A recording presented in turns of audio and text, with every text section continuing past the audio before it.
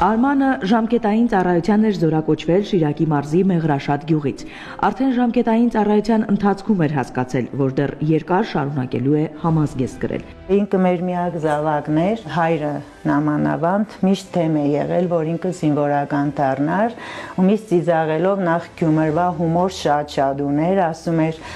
«Բա դու խելոք մնա, ես գեներալ կդառնամ, հետո կամաճես, որ ինձ չես թողել զինվոր դառնալու»։ Պատվոգրերն ու շնորհակալագրերն էլ իրենց հերթին են վկայում։ Արմանն արժանապատվորեն ավարտել էր պարտադիր ժամկետային ծառայությունն ու վերադարձել հայրենի գյուղ, ընդունվել Շիրակի պետական համալսարանի ռազմագիտության ֆակուլտետ։ Զուգահեռ անցել էր պայմանագրային ծառայության հայկական բանակի ստորաբաժանումներից մեկում։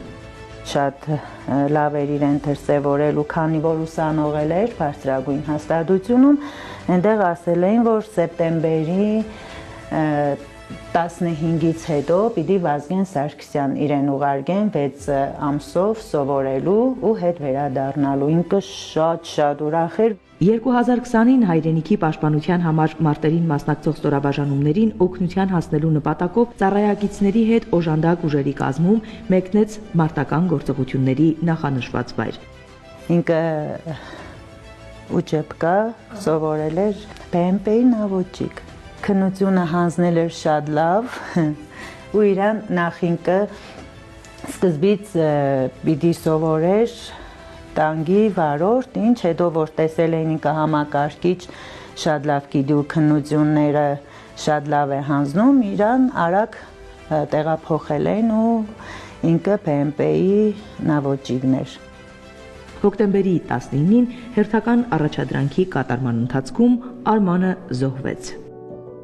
Մենք շատ մոտ ընկեր ունենք, Էջմիածինից են, իրենք երկու զավակ են կորցրել, Գեղամն ու Նուշիկը, իրենք մեզանից շուտ են ունեցել։ Ու միշտ իրենք էին ասում, որ դու չես պատկերացնի, ինչքան կփոխվի ձեր տունը։ Ես միշտ պատմում էի, թե Նուշ հավատում ես, մենք տանը ոչ մի բան չունենք խոսալու։ Ես դպրոցից տուն եմ գալիս, վերջ, էդ է մեր առօրյան, հարց չունենք իրար տալու, չգիտեմ,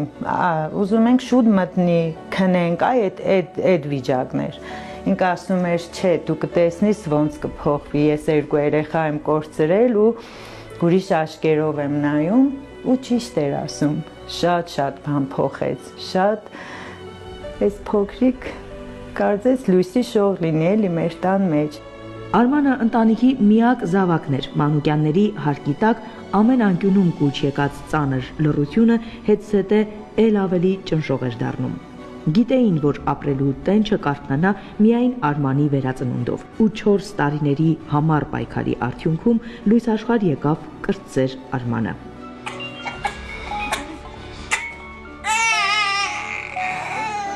Ես ուզում եմ, որ ամեն տղու տեղը ծնվին այդ տղաները։ Մենք էլ այս ցևի ենք հաղթում, ապրելով, ապրեցնելով,